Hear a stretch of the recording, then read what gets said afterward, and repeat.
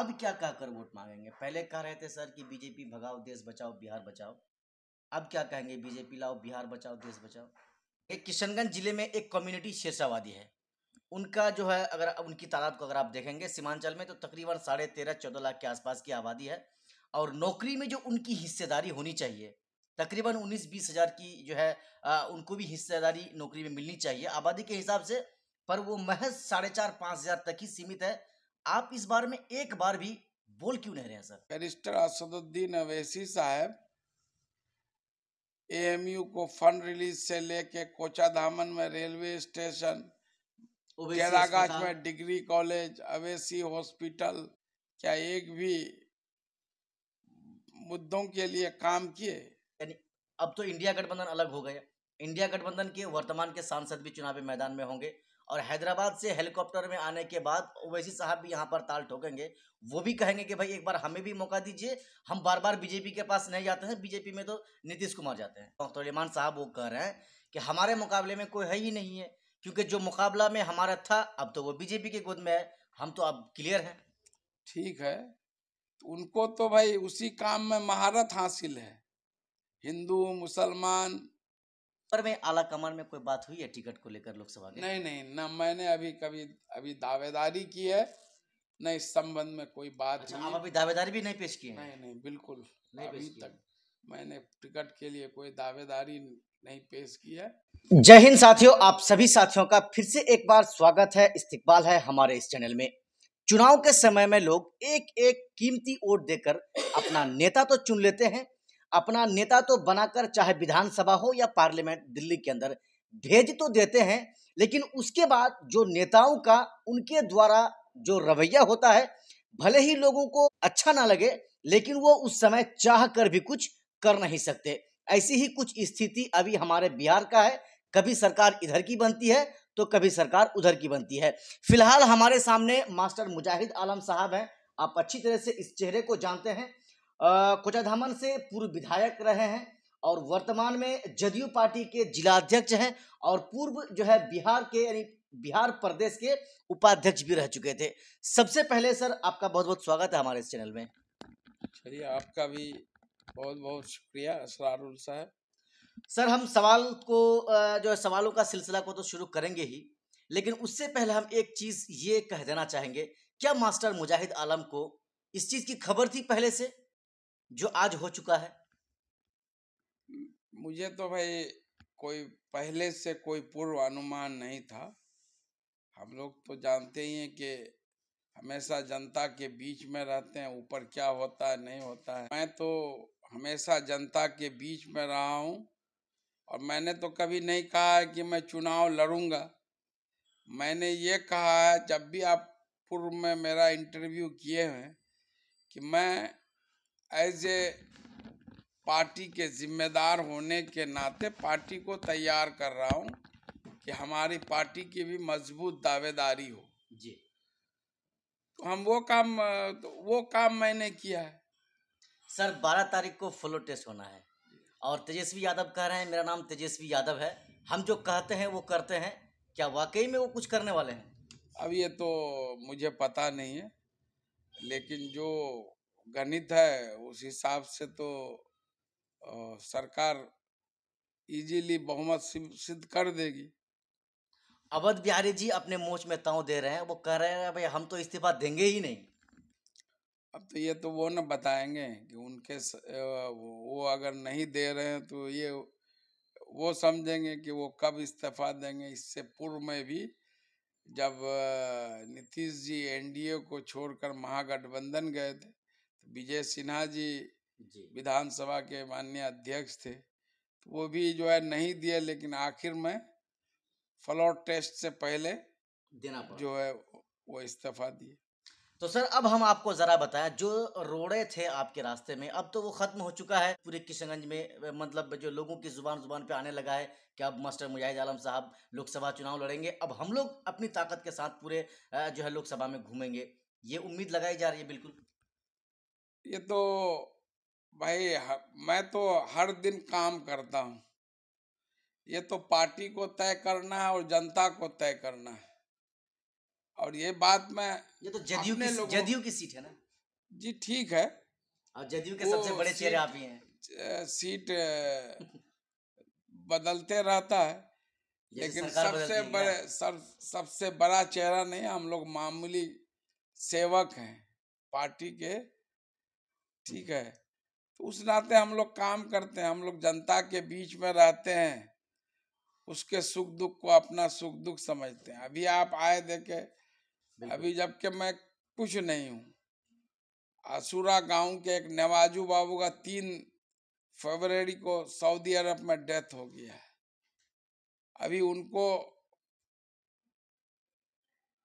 उनके dead body को ही India लाने के लिए कागजी प्रक्रिया, उनके वालिद साहब और पूर्व मुखिया ओम प्रकाश झा जी और लोग आए हुए थे। कल भी हम लोग कुछ कागज कमी रह गए, तो आज अभी अटॉर्नी, पावर ऑफ अटॉर्नी बना करके हम लोग जो है मेल कर रहे हैं। कल ही एक लड़के का बहादुरगंज टंगटंगी बेंगलोर में डेथ हो जाता है, फोन आया, मैं अपने लोगों को भेजा, सब लोग मिल करके पोस्टमार्टम करवाए, फिर लाश जो है कार्गो से आज बागडोगरा पहुंचा। फिर रात में, शाम में कल लड़के लोग बोले कि बहुत गरीब आदमी है, एम्बुलेंस का खर्चा नहीं हो रहा। मैंने बागडोगरा से लेकर घर तक एम्बुलेंस का इंतजाम अपने से करवा दिया और डेड बॉडी पहुंच गया था। अब क्या कहकर वोट मांगेंगे? पहले कह रहे थे सर कि बीजेपी भगाओ, देश बचाओ, बिहार बचाओ। अब क्या कहेंगे? बीजेपी लाओ, बिहार बचाओ, देश बचाओ। आप मेरा पूर्व का सारा इस इलेक्शन का स्पीच, या अभी भी जी। मैं काम के नाम पर वोट मांगता हूं और मांगूंगा भी। अगर चुनाव लड़ूंगा, मैं 100 बार हारना पसंद करूंगा, लेकिन कभी भी हिंदू मुसलमान सांप्रदायिक सौहार्द बिगाड़ कर, दो कम्युनिटी के बीच में नफरत पैदा कर वोट नहीं मांगूंगा। ये मैं पहले भी कहा हूं, ये मेरा ट्रैक रिकॉर्ड भी है, और मैंने जो काम किया है वही मेरी पूंजी है। और अगर मैं इलेक्शन लड़ूंगा तो काम के नाम पर, विकास के नाम पर वोट मांगूंगा। विधानसभा से पहले चूंकि लोकसभा का चुनाव होना है और उसका बिगुल लगभग हर पार्टी की तरफ से फूंक दिया गया है। आपके द्वारा पिछले कुछ दिनों की अगर हम बात करें, इससे पूर्व जो है आप कुछ और सोचकर लोगों के पास जाते थे, और वर्तमान में हालांकि ऑफिशियल अनाउंसमेंट तो अभी तक नहीं आया है, लेकिन लगभग आप उम्मीदवार बन चुके हैं एनडीए गठबंधन की तरफ से। ऐसे में किशनगंज जिले के लोगों के लिए आप क्या कहना चाहेंगे? किशनगंज जिले के लोगों या लोक समाज के लोगों से यही गुजारिश होगी, अपील होगी कि आप क्षेत्र के विकास के लिए बिना जाति धर्म का भेदभाव किए, जो है कौन आपके सुख दुख में हर वक्त साथ रहने वाला है, इस क्षेत्र को विकास के नए आयाम तक पहुंचा सकता है, आप उनको वोट करें। वो किस पार्टी से नहीं मतलब। कांग्रेस यानी अब तो इंडिया गठबंधन अलग हो गया।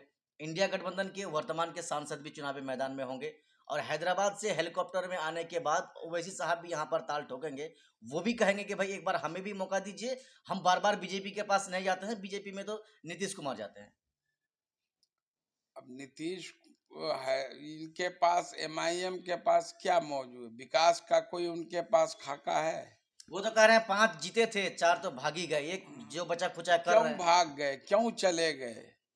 इनको पर भी इसको मंथन करना चाहिए, कि क्यों चले गए। क्यों चले गए।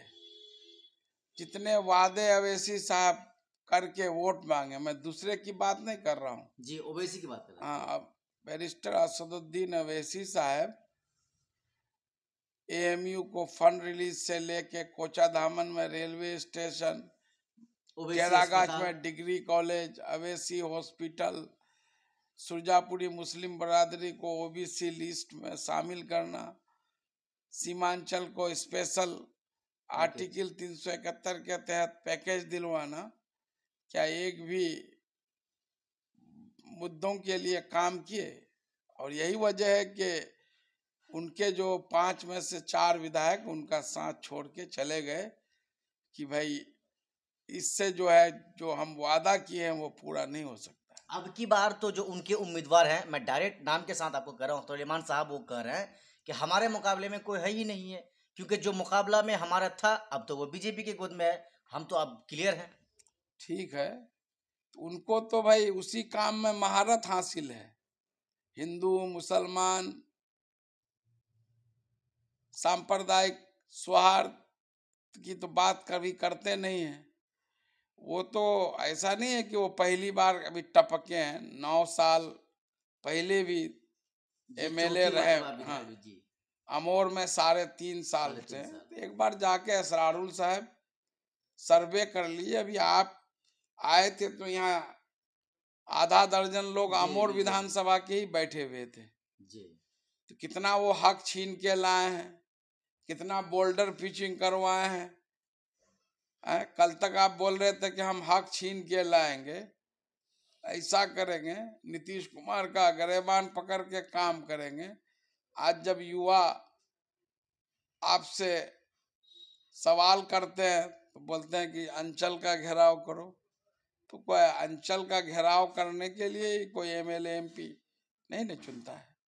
सर एक सवाल हम आपसे करेंगे, किशनगंज जिले में एक कम्युनिटी शेरशाहवादी है, उनका जो है अगर उनकी तादाद को अगर आप देखेंगे सीमांचल में तो तकरीबन 13.5-14 लाख के आसपास की आबादी है, और नौकरी में जो उनकी हिस्सेदारी होनी चाहिए तकरीबन 19-20 हज़ार की जो है उनको भी हिस्सेदारी नौकरी में मिलनी चाहिए आबादी के हिसाब से, पर वो महज 4.5-5 हज़ार तक ही सीमित है। आप इस बारे में एक बार भी बोल क्यों नहीं रहे हैं सर? इसके बारे में, शेरशाहवादी कम्युनिटी के बारे में। शेरशाहवादी कम्युनिटी के लिए जितना काम मैंने किया, बोलने वाले नेता तो आपके बीच में ही है। अच्छा जी। जब इलेक्शन आएगा तो वो टिकट भी दे देंगे। टिकट का दुकान खोल के रखे हैं। हर विधानसभा में 1-1 दर्जन उम्मीदवार तय है अभी उनका। टिकट ऑलरेडी दे चुके हैं वो सबको बैकडोर से। अच्छा, अभी से समझ गए? हाँ। तो काम कौन करता है? आप जाके, मैं 6 साल 4 महीना रहा जी। मेरे यहाँ शेरशाह बिरादरी का बेलवा गांव है। जी है। बेलवा पंचायत है, गाछपाड़ा पंचायत है, जहाँ शेरशाह बिरादरी की अच्छी आबादी है। चकला में है, दौला में है, महनगांव में है, उसी तरह बगलवाड़ी में है, डेरामारी में है, पाटकोई में है, थोड़ा नजरपुर में भी, सलामपुर में आबादी है, हिम्मतनगर में है, कुट्टी पंचायत में है। तो ये 11 पंचायत आप एक एक गांव टोला में देख लीजिए जाके, कोई ऐसा गांव टोला या है। आज भी कोई बात होता है तो सबसे पहले मास्टर मुजाहिद ही उनके आगे खड़ा होता है। सर ऊपर में आला कमान में कोई बात हुई है टिकट को लेकर लोकसभा के? नहीं, ना मैंने अभी दावेदारी की है, न इस संबंध में कोई बात। अच्छा, आप अभी दावेदारी भी नहीं पेश किए हैं? नहीं, बिल्कुल नहीं, अभी तक मैंने टिकट के लिए कोई दावेदारी नहीं पेश की है।